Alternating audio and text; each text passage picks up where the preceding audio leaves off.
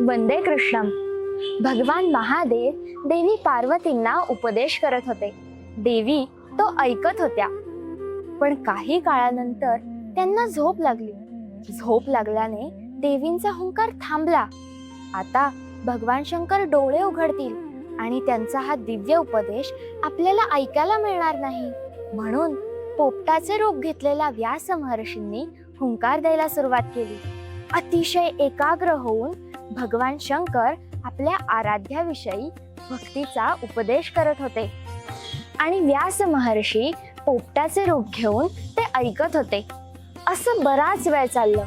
काही काळाने भगवान शंकरांनी डोळे उघडले. पाहतात तर काय, देवी पार्वती तर निद्रेत आहेत.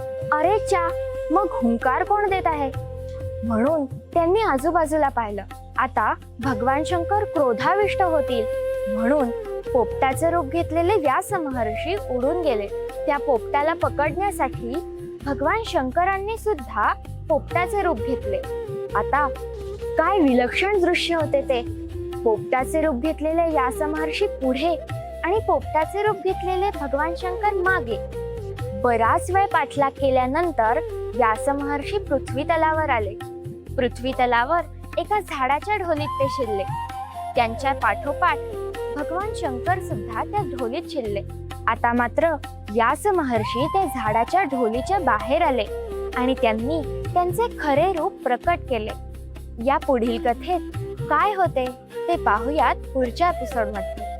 वंदे कृष्णम.